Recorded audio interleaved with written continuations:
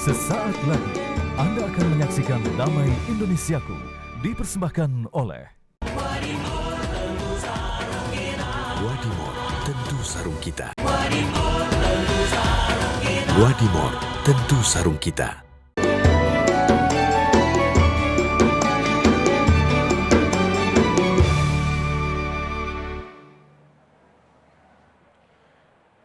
Assalamualaikum warahmatullahi wabarakatuh.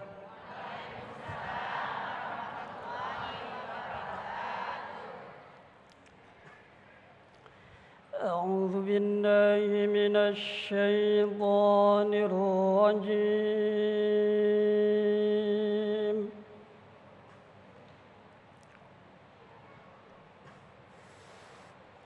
بسم الله الرحمن الرحيم.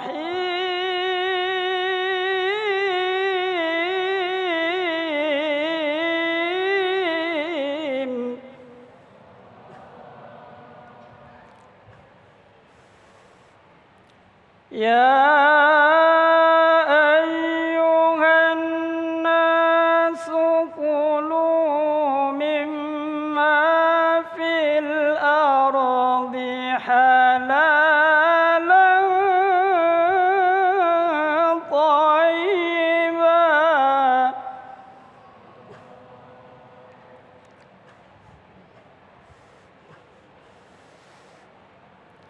ولا تتبعوا خطوات الشيطان إنه لكم عدو مبين.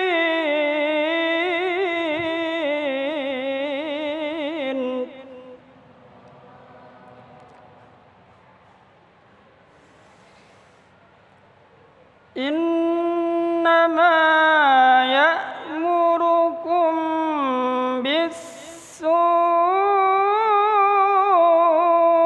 والفحشاء وأن تقولوا على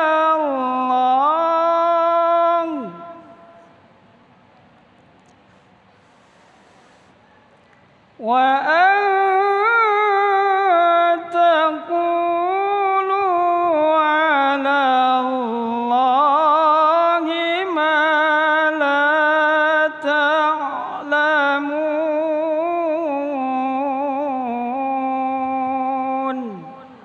صدق الله العظيم.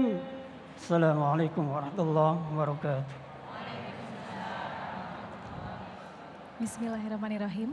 Assalamualaikum warahmatullahi wabarakatuh. Alhamdulillahirrabbilalamin, pemirsa, kita dapat dipertemukan kembali dalam Majelis Ilmu Damai Indonesiaku. Dan pemirsa, hari ini kami bersiaran langsung dari Masjid Jami Nurul Ikhwan, Jalan Telaga Mas 11, Komplek Telaga Mas, Harapan Baru, Bekasi Utara. Pemirsa, dalam menjalani kehidupan tentunya kita harus menjalani kehidupan yang benar, yang dibenarkan, kehidupan yang halal. Hari ini Damai Indonesiaku akan membahasnya dengan mengangkat tema memaknai halal dalam kehidupan. Saya Sabrina Raisa tentunya tidak sendiri, bersama dengan sahabat saya Mas Agung yang telah hadir di dalam bersama guru-guru kami yang siap untuk membagikan ilmunya. Silakan Mas Agung. Baik, terima kasih Syasha. Bismillahirrahmanirrahim. Assalamualaikum warahmatullahi wabarakatuh. Alhamdulillahirrabbilalamin. Allahumma salli ala Sayyidina Muhammad wa ala ali Sayyidina Muhammad. Puji syukur kepada Allah yang kembali mempertemukan kita dalam Majelis Ilmu Damai Indonesiaku yang akan mengangkat satu tema yang sangat menarik sekali, yang insya Allah akan memberikan pemahaman dan sekaligus nasihat bagi kita bagaimanakah kita memaknai halal dalam kehidupan. Dinullah Islam adalah dinullah yang sempurna, bahkan levelnya ditingkatkan, bukan sekedar halal tetapi thayyibah. Itulah tema yang kita angkat dalam kesempatan kali ini bersama guru-guru yang telah hadir bersama kita, Syekh Muhammad Jaber, kemudian Kiai Haji Profesor Asrorun Ni'am, dan Kiai Haji Dr. Amir Faisal yang tentunya masih bersama kami Damai Indonesiaku yang dipersembahkan oleh Sarung Wadimor, tentu sarung kita. Selamat mengikuti.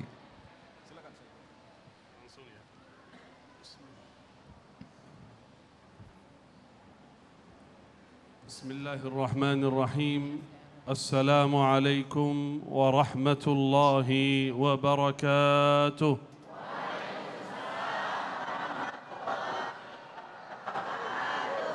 الحمد لله رب العالمين.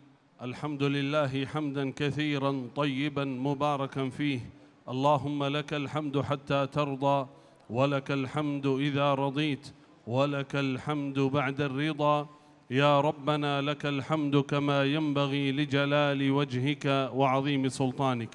اللهم صل وسلم وبارك وأنعم على عبدك ورسولك نبينا وسيدنا وحبيبنا وشفيعنا محمد صلى الله وسلم وبارك عليه وعلى آله وصحبه أجمعين. أما بعد. Hadirin hadirat, Bapak Ibu, saudara-saudariku yang dimuliakan Allah Subhanahu wa taala. Hari ini di Damai Indonesiaku TV One menurut saya hari kebahagiaan, kebanggaan bagi saya karena saya isi bersama dua guru besar, ulama guru kami, yaitu Ustadzuna Al-Mukarram sahabat almarhum Syekh Ali Jabir yang bertahun-tahun selalu bersama beliau, yaitu Ustadzuna Abi Amir Faisal. Semoga beliau panjang umur, sehat wal afiat, ya selalu dalam ridha Allah Subhanahu wa taala. Dan yang kedua, Ustadzuna Al-Mukarram Al-Habib Al-Mahbub, yang mungkin di antara kita ada yang belum kenal beliau, tapi pasti seluruh ulama, guru, para ustaz yang berdiri khususnya di TV One harus diizinkan dari beliau dulu ini. Al-Ustaz Kiai Profesor Asrarun Ni'am. Nafa'ana Allahu bi'ulumihi. Amin. Saudara, seluruh da'i, banyak jamaah yang bertanya. Bahkan beberapa hari lalu ada jamaah yang bertanya beberapa pertanyaan kepada Syekh. Menurut Syekh bagaimana? Ini boleh makan tidak? Ini halal atau haram? Saya menjawab, kalau sudah ada Kiai Asrarun Ni'am, udah enggak perlu tanya Syekh lagi. Kenapa? Karena beliau sebagai Rais Fatwa Majelis Ulama Indonesia. Kalau ada beberapa hal dalam kehidupan, apalagi mengenai makanan halal atau haram, produk halal atau haram, enggak usah tanya kepada Syekh. Langsung lihat menurut Majelis Ulama Indonesia apa. Inilah Rais Fatwa Profesor Asrarun Ni'am. Bukan beliau sendiri yang memberikan fatwa. Ada majlis, ada beberapa lajnah, beberapa guru, beberapa ulama. Ketika ada sesuatu kejadian, mereka berdiskusi dan musyawarah. Ya, menurut syariat Islam, usulul fikih, menurut para ulama, baru mereka memberikan fatwa kepada kita, yaitu melalui Ustadzuna Kiai Profesor Asrarun Ni'am. Semoga beliau panjang umur, sehat wal afiat, selalu dalam ridha Allah Subhanahu wa taala. Dan saya senang sekali, Masya Allah, saya lihat jamaah Masjid Jami' Nurul Ikhwan luar biasa ini. Masya Allah, persiapan kehadiran jamaah luar biasa. Semoga istiqamah ya Rabbal Alamin, sampai meninggalkan dunia dengan husnul khatimah. Amin ya Rabbal Alamin. Singkat, saya menyampaikan 3 poin penting mengenai halal, memaknai halal, supaya kita mengerti. Saya sampaikan 3 poin, supaya bisa mengerti dan faham. Dan mudah-mudahan tidak lupa. 3 poin bukan hanya mengenai halal dan haram, untuk seluruh aspek kehidupan kita. Yang pertama, sebelum saya sampaikan 3 poin ini, halal artinya dibenarkan, haram artinya dilarang. Itu menurut syariat Islam. Poin yang saya ingin sampaikan, yang pertama, kita sebagai hamba Allah, kita semua sebagai hamba Allah, Allah Subhanahu wa ta'ala yang menciptakan kita, Allah yang menciptakan alam semesta ini, Allah yang menciptakan seluruh makhluk. Ketika Allah memerintahkan kepada kita sesuatu, kita menerima sami'na wa ata'na sebagai hamba. Tanpa kita tahu, kok ini kenapa? Ini kenapa halal? Ini kenapa haram? Ini kenapa begini? Ini kenapa begitu? Tanpa kita tanya, karena Allah Maha Tahu, Allah yang menciptakan seluruh makhluk, Allah yang mengatur segalanya. Kalimat yang sering kita baca di pagi hari, di sore hari. Raditu billahi wa bil islami wa bi Muhammadin. Apa arti raditu billahi rabba? Aku ridha Allah sebagai Tuhan kami. Bukan itu saja. Kata ulama, raditu billahi rabba ay malikan wa mutasarrifa. Raditu billahi rabba artinya aku ridha bahwa Allah Tuhan kami, aku ridha bahwa Allah yang memiliki segalanya. Dan aku ridha Allah yang mengatur semuanya. Berarti saya sebagai hamba sami'na wa ata'na. Tanpa kita tahu ini baik, ini benar, ini sah, ini halal, sudah ada perintah dari Allah, perintah dari Rasulullah sallallahu alaihi wasallam, terima. Walaupun menurut mungkin akal, logika, kok ini enggak bisa, ini baik aja. Siapa yang tahu? Enti atau Allah? Allah yang Maha tahu. Karena itu coba lihat ayat yang terakhir suratul Baqarah, amanar rasulu, yang sering kita baca setiap malam ya sebelum tidur. Ketika Allah menurunkan ayat itu, dalam ayat walaupun ada sesuatu dalam diri, dalam fikiran dihitung, dihisab oleh Allah, itu memang berat. Itu berat. Kalau ada sesuatu dalam hati atau dalam fikiran, langsung dihisab oleh Allah. Sahabat berkata, ya Rasulullah, ini berat. Kok sampai pikiran? Kata Rasulullah, sami'na wa ata'na aja.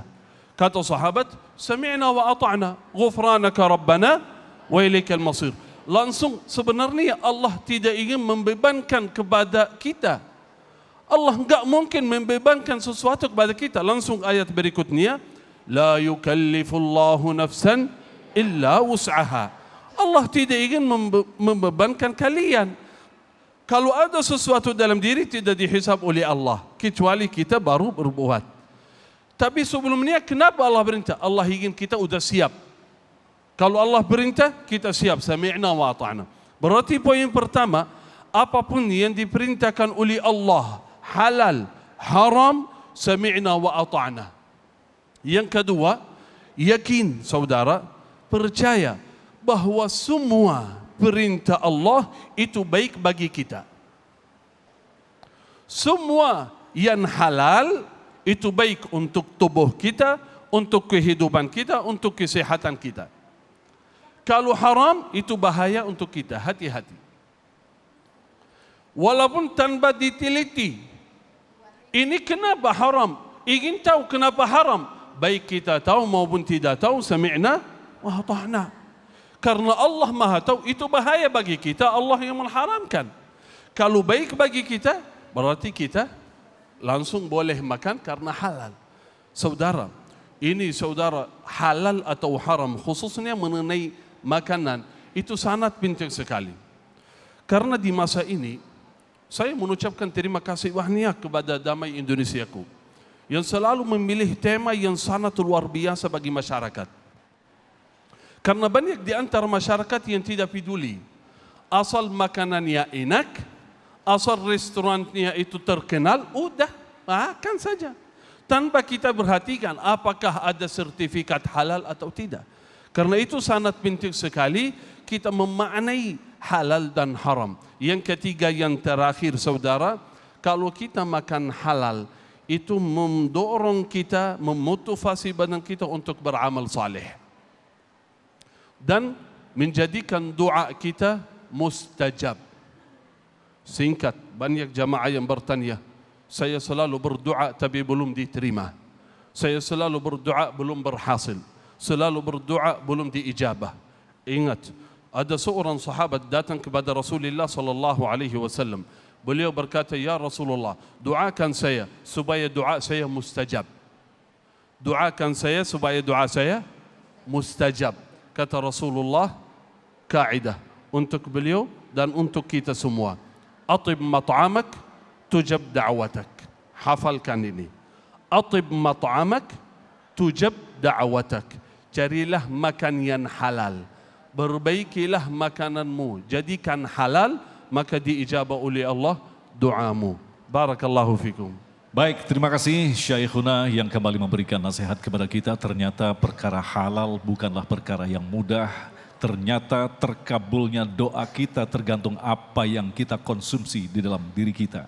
Pemirsa, barangkali patut kita cermati bahwa saat ini kita hidup di era modern. Lahirlah sesuatu yang baru, lahirlah produk-produk baru yang ternyata juga diragukan tingkat kehalalannya. Lantas bagaimanakah kita menyikapi produk-produk atau hal-hal yang baru di dunia modern? Bagaimana kita meletakkan halal menurut pandangan dinullah Islam? Abi Amir Faisal akan membahasnya selepas pesan-pesan berikut ini. Damai Indonesiaku. Terima kasih pemirsa, masih bersama kami dalam Damai Indonesiaku. Pemirsa, di segmen sebelumnya kita telah menyimak Syekh Muhammad Jaber menjelaskan tentang apa makna halal dan haram dalam Islam.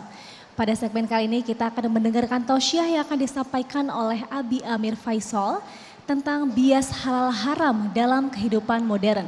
Silakan Abi.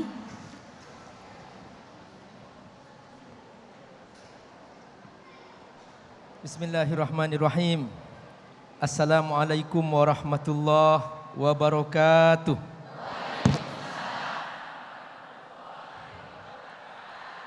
Alhamdulillah.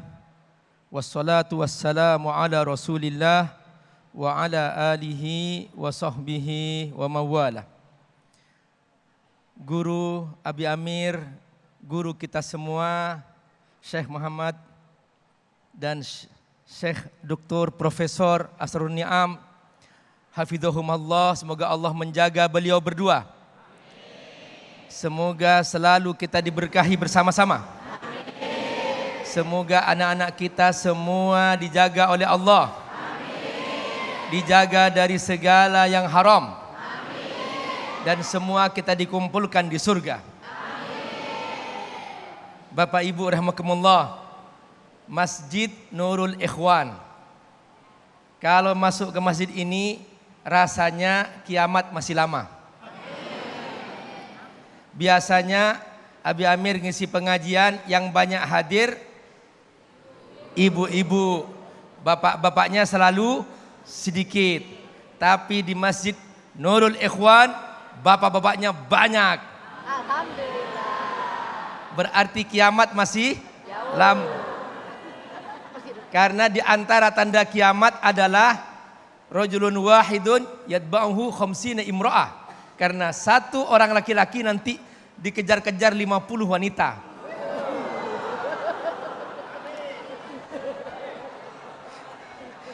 Bapak siap dikejar 50 wanita?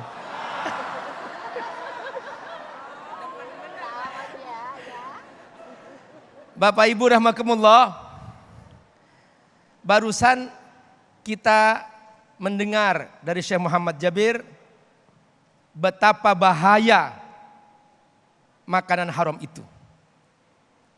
Doa ditolak. Jadi seorang hamba ketika kemasukan makanan haram, dia doa kepada Allah, doa ya Allah, ya Allah, ya Allah. Tidak diterima doanya. Sampai kata Nabi, rajulun yutilus safar. Seorang dalam perjalanan. Seharusnya seorang musafir doanya mustajab. Doaul musafir la yurad kata Nabi. Lalu kata Nabi, Ash'asa akbarah, berpakaian sederhana. Allah malu menolak doa seorang hamba yang berpakaian sederhana. Makanya kalau kita pergi umrah, pergi haji, diganti tuh pakaian kebanggaan dengan kain ihram. Sederhana, nggak usah pakai harum-haruman. Tampil dengan wajah kita yang asli. Allah senang melihat hambanya hadir dengan apa adanya. Lalu mengangkat tangannya ke langit, kata Nabi, rafa'a yadayhi ilas sama. Allah malu menolak doa sang hamba yang mengangkat tangannya ke langit. Lalu kata Nabi, wa qala ya Rabb, dia memanggil nama Allah, ya Rabb, ya Rabb, ya Allah, ya Allah. Allah malu menolak doa seorang hamba yang memanggil nama Allah Subhanahu wa taala. Tapi sayang kata Nabi, wa mat'amuhu haram, yang dimakan haram. Pak Ustadz, aku nggak makan, aku hanya beliin pulsa Pak Ustadz, aku hanya beliin bensin Pak Ustadz. Apa kata Nabi? Wa malbasuhu haram, yang dia pakai haram, sama saja. Aku nggak makan, aku nggak pakai. Aku hanya kasih makan ke istriku, ke anakku. Kata Nabi, wa ghudhiya bil haram, dan diberi makan harta haram. Itu menolak doa. Fa anna yustajabu lahu. Ngeri Bu? Ngeri? Ya, mulai sekarang jangan sampai diizinkan makanan haram masuk ke rumah kita. Siap? Kita harus bersungguh-sungguh menjaga diri kita, istri kita, anak kita dari makanan yang haram. Karena ketika makanan haram masuk ke tubuh kita, sudah otomatis Bu, hubungan kita dengan Allah disconnect, terputus. Halo? Kalau Bapak punya HP, HP-nya disconnect, Bapak pencet nomornya benar, bisa nyambung nggak Pak? Nggak nyambung. Ibu nelpon suami, HP-nya disconnect, nggak ada pulsanya, nyambung nggak Bu? Nggak, sama Pak. Bapak sholatnya benar, doanya benar, tapi karena kemasukan harta haram, disconnect dari Allah, akhirnya tertolak semuanya. Capek-capek ngangkat tangan, capek-capek menangis, tapi tertolak karena makanan haram. Perhatikan apa yang Qori tadi bacakan. Allahu Akbar. Bapak Ibu, Allah memanggil untuk urusan makanan semua manusia. Ya ayyuhan nas. Perhatikan bahwa urusan makanan berlaku umum. Karena Allah tahu tabiat manusia. Ketika kemasukan harta haram akan merusak dirinya, akan merusak hubungan dirinya dengan orang lain otomatis. Lalu kata Allah apa? Kulu mimma fil ardi halalan thayyibah. Ada kata halal, ada kata thayyib. Di sini ada kata kulu, makanlah. Berarti makanan ini ibarat bahan bakar. Betul? Ibu punya mobil, bapak punya motor, isinya seharusnya bensin, tapi oleh bapak diisi soto.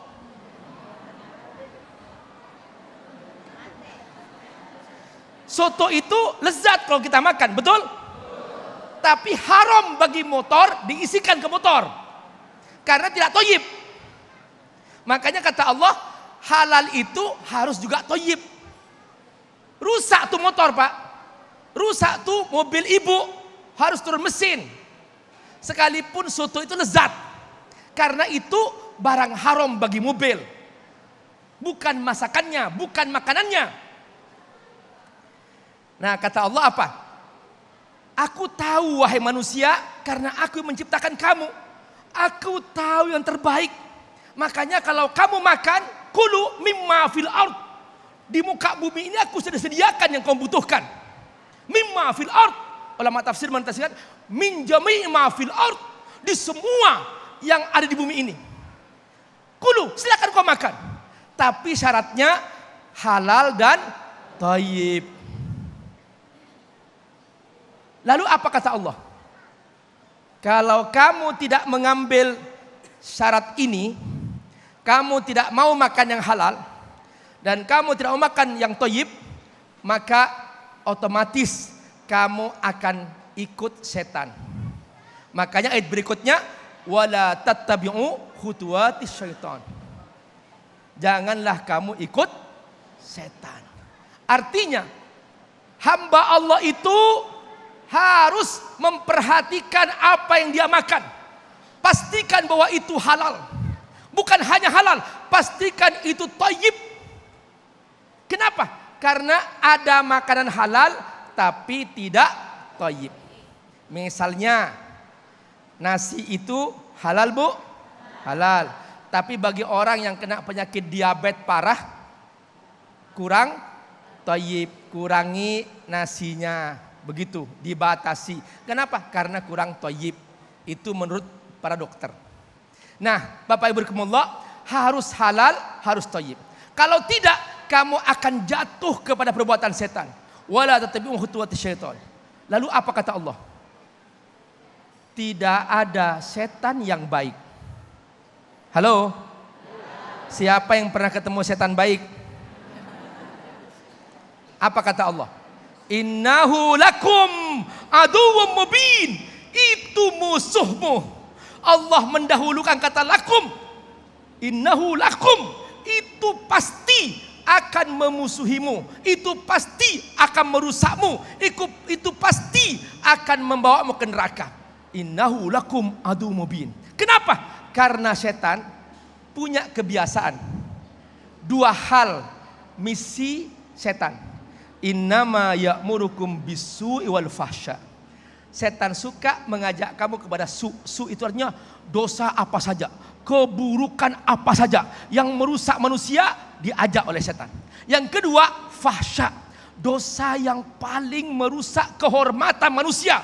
Allah menjaga manusia, jangan sampai manusia ini turun derajat menjadi binatang. Makanya Allah jaga dengan makanan yang halal. Karena setan tabiatnya dia mengajak kepada yang fahsya. Fahsya itu apa? Berzina, mabok, merusak kehormatan manusia.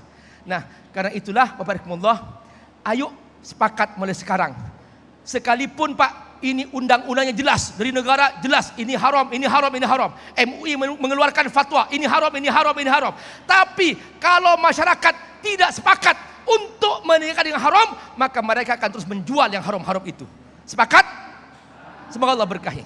Wassalamualaikum warahmatullahi wabarakatuh. Waalaikumsalam warahmatullahi wabarakatuh. Terima kasih Habib, dan itulah tadi pemirsa yang dirahmati Allah, betapa Allah telah membentangkan, Allah telah menyiapkan, menyediakan segala sesuatu yang dibutuhkan oleh manusia di muka bumi ini, sekaligus Allah memberikan aturan-aturan mana yang halal dan mana yang haram. Disinilah pentingnya kita selalu bersandar kepada Al-Quran dan hadis yang tentu saja tidak mungkin kita tafsirkan sendiri, tetapi ditafsirkan oleh para ulama. Lantas bagaimanakah peran ulama dalam menjaga kemurnian halal? Insya Allah segmentasi berikut akan disampaikan oleh Profesor Asrul Niam selepas pesan-pesan berikut ini. Damai Indonesiaku yang dipersembahkan oleh Sarung Wadimor, tentu sarung kita.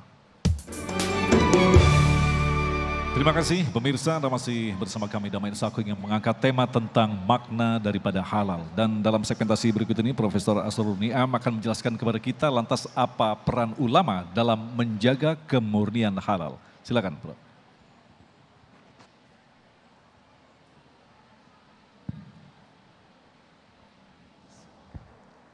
Assalamualaikum warahmatullahi wabarakatuh.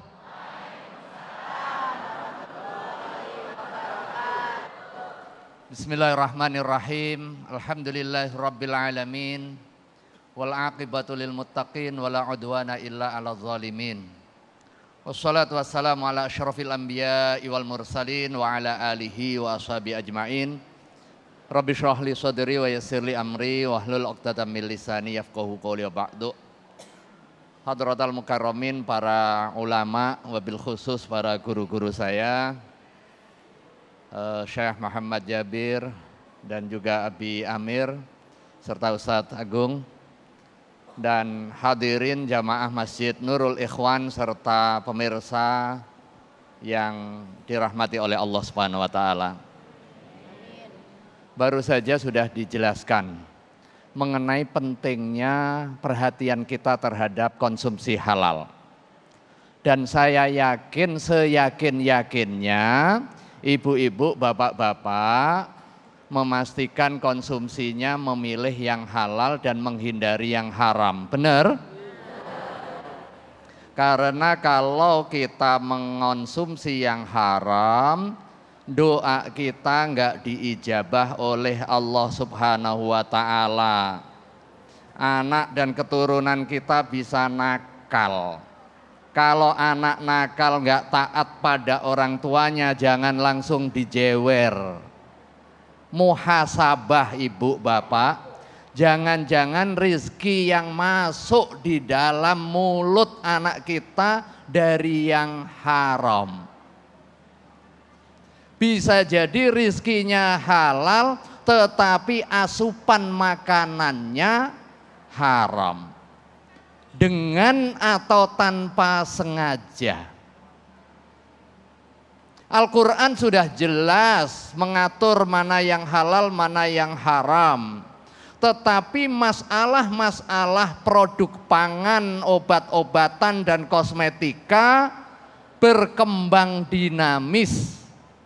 Dan peredarannya pun juga mengikuti perkembangan lingkungan strategis kita.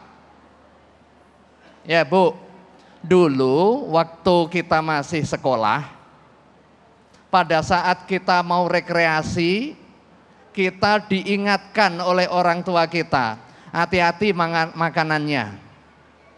Kalau perlu bekal sendiri. Itu kalau rekreasinya ke Bali atau ke tempat-tempat yang sekira di situ potensial makanannya tidak halal. Ya Bu. Tapi kalau ke Bekasi, ke Matraman, ke Telaga Mas, aman karena lingkungannya dekat masjid. Berarti menu makanannya aman. Itu dulu Bu, dulu Pak. Sekarang nggak bisa lagi. Di sebelah masjid ada warung warteg. Dia belanjanya di mana? Belanjanya di pasar. Menu makanannya ayam. Harganya murah sekali. Kita pilih di situ. Jangan-jangan ayamnya ayam tiren. Apa itu? Mati kemarin. Jangan lihat murahnya. Ini yang pertama. Kita penting untuk mengetahui secara utuh mengenai hakikat menu makanan kita, mana yang halal, mana yang tidak. Kata Nabi, innal halala bayyinun. Wa innal harama bayyinun. Yang halal jelas Bu, yang haram jelas Pak. Jelas. Kalau sudah jelas-jelas. Ini udah jelas singkong rebus, halal nggak? Halal. Udah nggak usah perlu tanya-tanya lagi. Ini ada daging babi, haram apa halal? Haram, sudah jelas. Tetapi hadis Nabi 14 abad yang lalu mengingatkan kepada kita, wa bainahuma umurun mustabihat. Di antara yang halal dan yang haram itu ada yang remeng-remeng.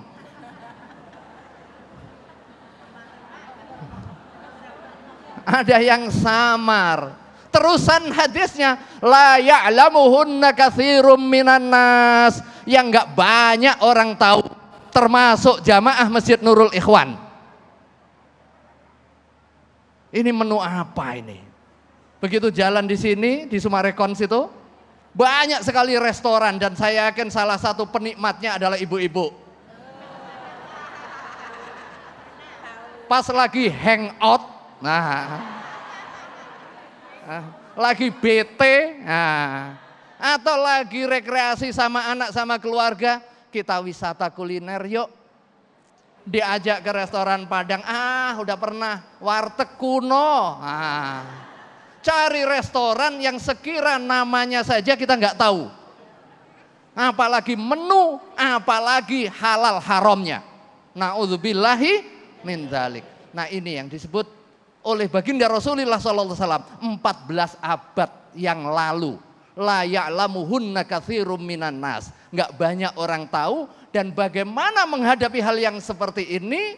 Ittaqu syubuhat. Jauhi dulu yang syubuhat, yang enggak jelas. Apakah halal atau haram ini? Menu makanannya jelas, sapi. Tetapi sapinya gimana dipotongnya? Tapi kita enggak diwajibkan untuk langsung nengok ke pemotongan hewan, enggak. Di dalam hadisnya pun juga la ya'lamuhunna katsirum minan nas. Enggak banyak orang yang diberitahu. Kalau bahasa usul fikihnya, kalau ibu-ibu ngaji usul fik, itu ada namanya mafhum mukhalafah, pemahaman terbalik. Teksnya menyebutkan la ya'lamuhunna katsirun minan nas, enggak banyak orang tahu. Berarti ada sedikit orang yang tahu. Melakukan pemeriksaan, melakukan pengawasan, melakukan auditing, bagaimana proses produksi pangan itu hingga masuk ke meja makan kita. Sederhananya, sudahlah ngikut saja kepada ahlinya. Fas'alu ahla dzikri in kuntum la ta'lamun. Tanya kepada ahlinya jika nggak ngerti. Sederhananya, cari yang ada sertifikat halalnya. Itu saja kita sebagai orang awam ngikut. Karena apa Bapak Ibu? Pertukaran barang dan jasa hari ini sangat terbuka. Produk yang kemarin diproduksi di Thailand, hari ini atau esok ada di meja makan kita. Nih wajahnya cerah-cerah nih. Pernah berpikir enggak kosmetik yang dipakai? Enggak. Teknologi rekayasa pangan dan kosmetika hari ini memungkinkan pemanfaatan hal-hal yang syubhat, bahkan yang jelas-jelas haram itu digunakan. Tetapi kadang kita nggak sadar Bu. Bahkan yang haram membuat glowing wajah ibu-ibu. Nah, ada namanya produk plasenta. Nah, plasenta ya. Apa itu plasenta? Ari-ari. Ari-ari itu bagian dari bahan baku untuk kepentingan kecantikan dengan daya manfaat yang luar biasa. Karena mengandung hal yang bersifat regeneratif kulit. Tetapi ari-ari manusia tidak boleh digunakan, hukumnya haram.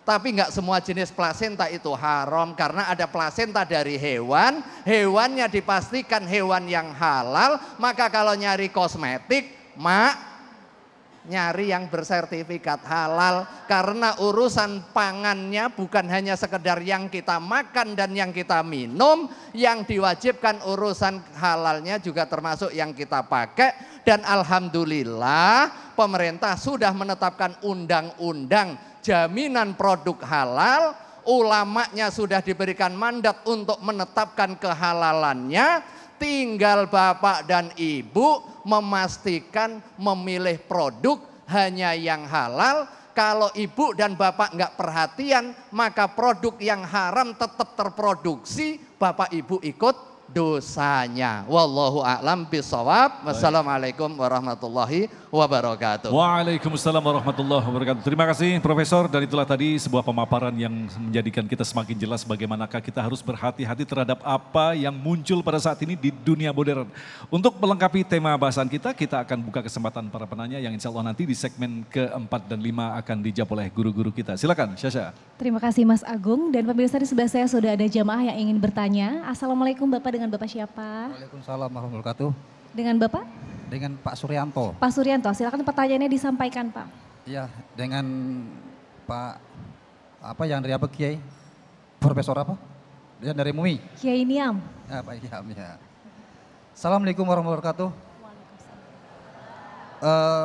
Tadi Pak Ustadz telah menyampaikan terkait dengan masalah halal makanan. Memang kita ketahui pada saatnya ini memang masih banyak Pak beredar di pasar-pasar atau di supermarket dan sebagainya, makanan yang belum bersertifikasi halal. Tentunya kan ini domainnya Majelis Ulama Indonesia ya untuk ini.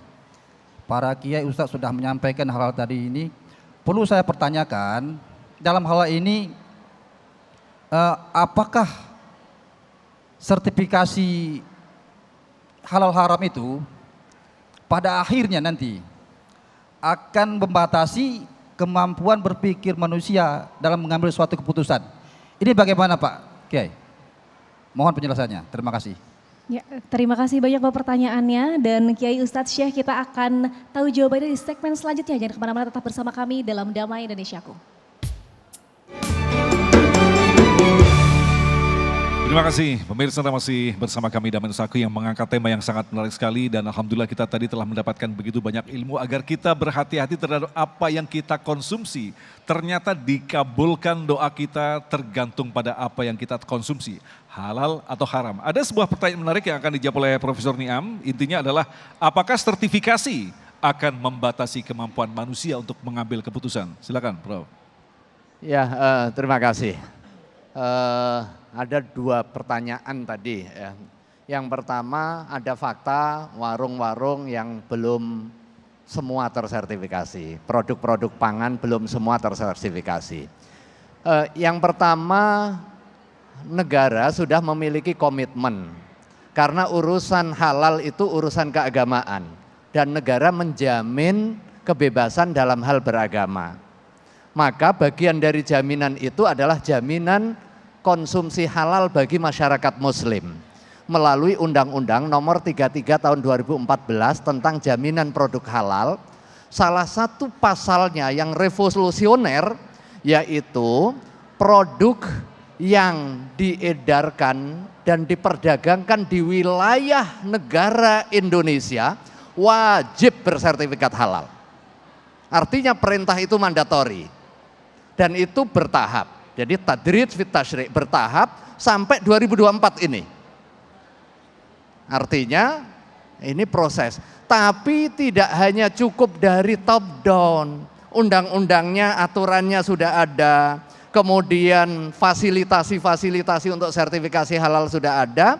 Kalau nggak disertai dengan komitmen kita untuk memilih produk yang halal, ya undang-undangnya mandul.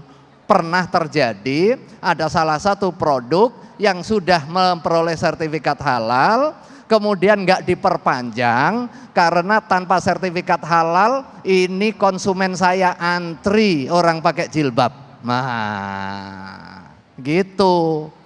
Nah, pertanyaan intinya yang tadi, apakah sertifikasi halal membatasi? Justru ini melindungi.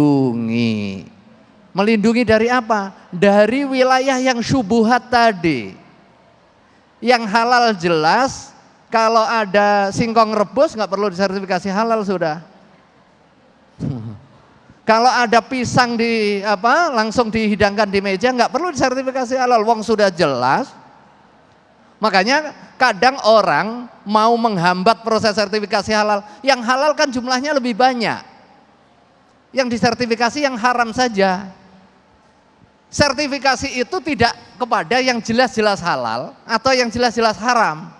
Sertifikasi itu adalah melakukan pemeriksaan terhadap yang syubuhat tadi sampai ada kejelasan apakah dia haram atau halal. Itu Bu ya, paham ya? Jadi nggak ada pembatasan-pembatasannya. Justru ini kepentingan perlindungan kita, perlindungan para ahli yang memiliki kompetensi. Di situ ada ahli pangan, di situ ada ahli mikrobiologi, di situ ada ahli food engineering, melakukan pemeriksaan-pemeriksaan, hasil pemeriksaannya dilaporkan kepada ulama untuk menetapkan halal atau haramnya. Jadi agar kita semakin merasa tenang dan nyaman sebagai masyarakat yang awam, perlu ditegaskan bahwa Majelis Ulama Indonesia telah memiliki tools, alat untuk menentukan bahwa itu benar-benar halal dan haram, begitu Kiai ya? Betul, karena domain halal dan haram itu domain agama ya, yang ditetapkan atas pertimbangan keagamaan. Negara hadir mengadministrasikan urusan keagamaan ini dan memfasilitasinya. Salah satu wujud fasilitasi itu adanya undang-undang, adanya PP, adanya badan namanya Badan Penyelenggara Jaminan Produk Halal. Daftarnya ke situ, yang mengeluarkan sertifikat ke situ, yang memeriksa itu ahli independen yang punya disiplin keilmuan, namanya Lembaga Pemeriksa Halal. Hasilnya diserahkan ke MUI untuk ditelaah pada aspek fikihnya. Terima kasih Profesor. Baik, silakan Sasa, pertanyaan selanjutnya. Ya, saya sudah ada penanya berikutnya dengan Ibu siapa Ibu? Dari Ibu Mariam. Ibu Mariam, silakan pertanyaannya Bu. Ya. Assalamualaikum warahmatullahi wabarakatuh. Saya Mariam dari Majelis Ta'lim Ummahat Nurul Ikhwan. Kebetulan Pak Prof. Asrorun Niam, saya sebagai pendamping halal di Kota Bekasi. Ya, ada beberapa yang ingin kami tanyakan. terkait dengan konsep dari agama kita, agama Islam untuk halal dan haram. Sebenarnya tadi dari para kiai sudah menjelaskan secara jelas sekali dan gamblang sekali. Cuma ketika dipraktekkan pada kami, para pendamping halal, ini mungkin agak sedikit menemui beberapa kendala. Yang ingin kami tanyakan mungkin adalah bagaimana meyakinkan para pelaku usaha, karena ada program Sehati ya Pak Prof ya, para pelaku usaha ini bahwa mereka harus punya sertifikat halal gitu. Kadang mereka masih merasa bahwa barang-barang yang kami produk ini adalah halal gitu. Dari ini nih. Tapi meyakinkan mereka bahwa mereka harus tenang kan dengan produk ini seperti apa gitu. Baik. Mohon arahannya. Terima kasih. Assalamualaikum warahmatullahi wabarakatuh. Assalamualaikum warahmatullahi wabarakatuh. Baik, terima kasih Syasha. Mungkin Abi bisa menjawabnya. Jadi bagaimana kita meyakinkan pelaku usaha bahwa mereka itu memang harus wajib istilahnya mendapatkan sertifikasi halal terhadap apa yang dijualnya. Abi, silakan. Ya. Bapak Ibu rahimakumullah, sebagaimana telah dijelaskan oleh Profesor Asrorun Ni'am bahwa yang halal itu jelas, yang haram itu jelas. Dalam hadis tentang innal halala bayyinun wal harama bayyinun, di sini Nabi menutup dengan sebuah penegasan tentang pentingnya kesadaran kita terhadap kehati-hatian dari yang Allah Subhanahu wa taala haramkan. Nah, perhatikan, para pengusaha produk-produk apapun, mau makanan maupun kosmetik, seharusnya dia sejak awal kalau dia beriman kepada Allah dan Rasul-Nya dan beriman kepada hari kiamat, harus sadar bahwa dia akan dihisap oleh Allah Subhanahu wa taala di hari kiamat. Bahwa sekecil apapun penghasilan dia, itu ada perhitungannya di sisi Allah Subhanahu wa taala. Inna ilaina iyabahum summa inna alaina hisabahum. Setelah itu dalam kaidah jual beli itu harus ada keterus terangan. Jika memang di dalamnya ada barang haram, jelaskan. Ini ada haramnya Pak. Jelaskan. Kalau ada unsurnya misalnya yang gelatin, yang ada babinya misalnya. Kalau memang itu jelas menggunakan bahan seperti itu, beritahukan. Jangan dipaksakan untuk menjual sesuatu yang di dalamnya ada syubhat. Setiap kita, baik pengusaha maupun pembeli, kata Nabi, ala inna fil jasadi mudghah. Ketahuilah bahwa dalam diri kamu itu ada hati nurani. Mudghah. Idza saluhat saluhal jasadu kullu. Kalau hati nurani itu baik, maka yang penjual, yang pengusaha akan memastikan bahwa di dalamnya ada barang haram, dia tidak akan menjualnya. Kalau memang ayam yang dia goreng itu, yang dia jual itu ternyata dari ayam tiren misalnya, dia tidak akan melakukannya karena dia tahu pasti akan dihisap. Termasuk yang membeli juga, dia dengan hati nuraninya. Kalau di hati nuraninya sudah tidak nyaman, melihat situasi kayak tidak nyaman dan khawatir, tinggalkan. Da ma yuribuka ila ma la yuribuka, kata Nabi. Tinggalkan yang meragukan diri kamu dan ambil yang yakin, ambil yang pasti-pasti. Tinggalkan tempat-tempat yang di dalamnya ada remang-remangnya, ada syubhatnya. Sudah, cari yang jelas. Kalau perlu, sudah. Kalau mau jalan-jalan, bawa makanan sendiri. Lebih halal, lebih pasti. Daripada beli di mana-mana, murah memang, tapi meragukan. Mending kita yang pasti halal. Kenapa Bapak Ibu? Jangan-jangan anakku ini bandel, hafalannya hilang, karena makanan yang Bapak Ibu berikan. Karena barang haram itu ada dua Pak. Pertama, zatnya halal, tapi prosesnya haram. Misalnya hasil korupsi, hasil mencuri. Ini juga merusak struktur, akhlak dan keimanan seseorang.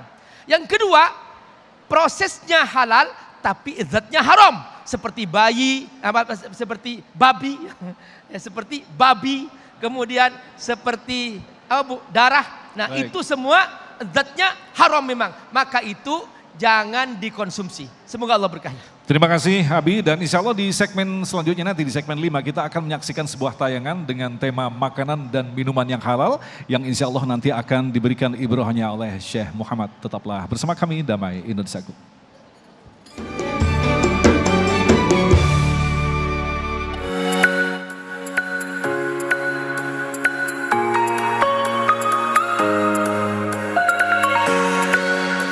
Sebagai agama yang diridhoi Allah Subhanahu wa Ta'ala, Islam mewajibkan seluruh umatnya untuk mengonsumsi makanan halal. Aturan mengenai makanan halal dan haram telah tertuang jelas dalam ayat Al-Quran dan hadis yang sahih. Antara lain memiliki syarat suci dari najis, aman dan jauh dari mudarat, bersifat tidak memabukkan. Khusus untuk daging, harus disembelih sesuai dengan syariat Islam.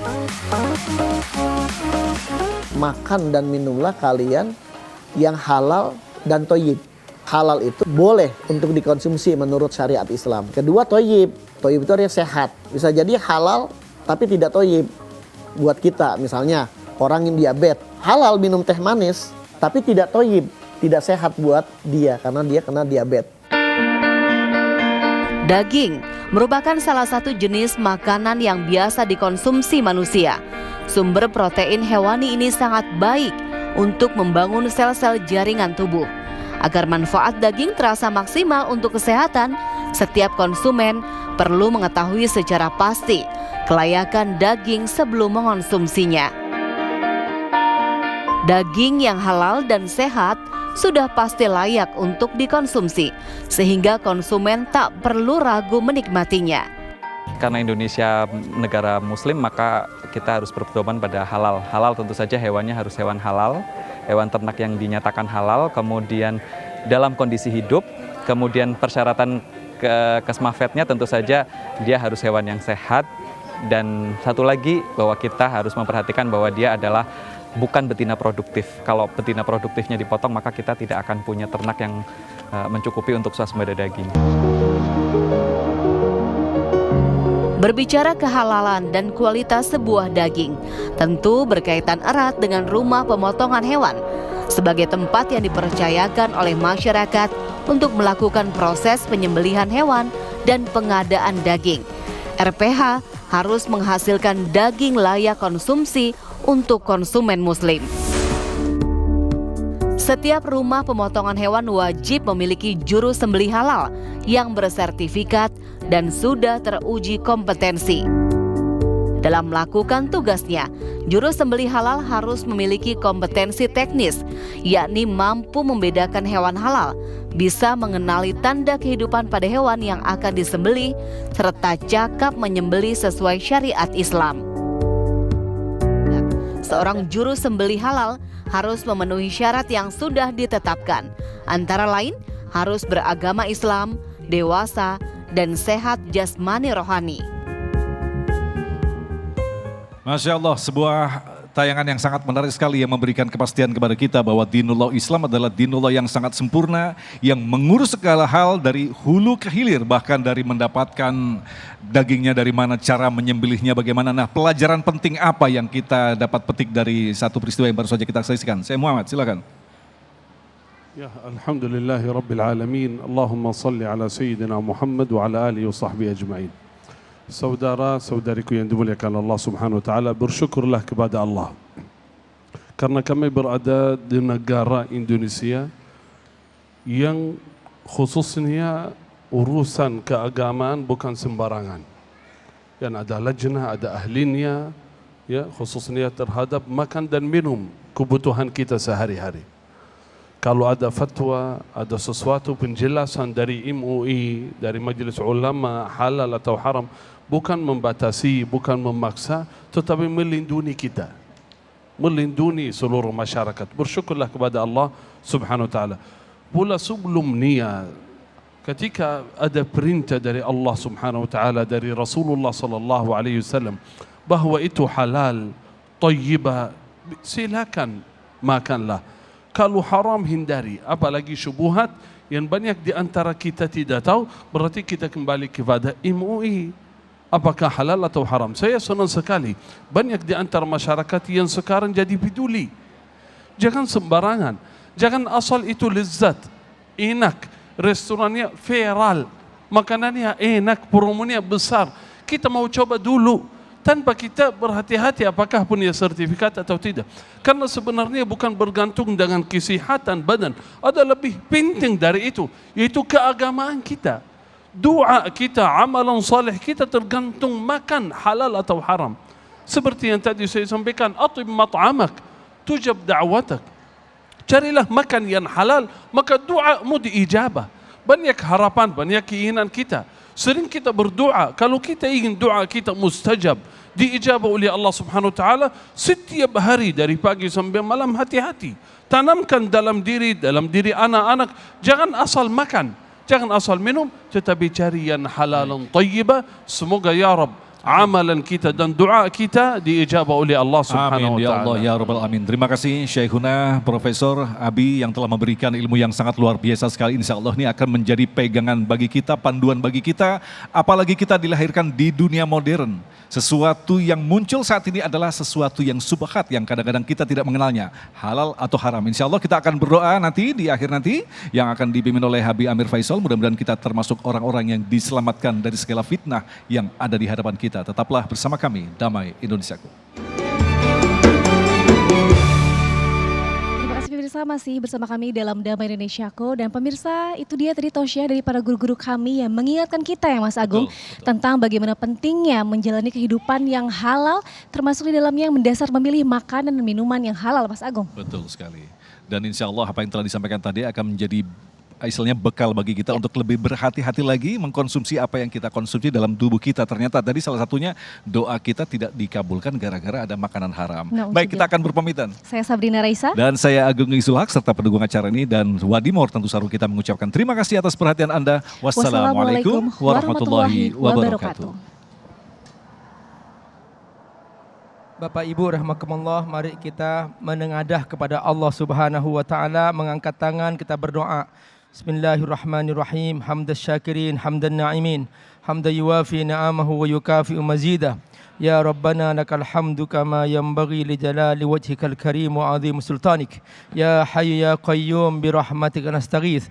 La ilaha illa anta subhanaka inna kunna minadh dhalimin. Ya Rabbana ya Karim, ya Allah, kami hamba-Mu berkumpul di sini karena kami mencintaimu.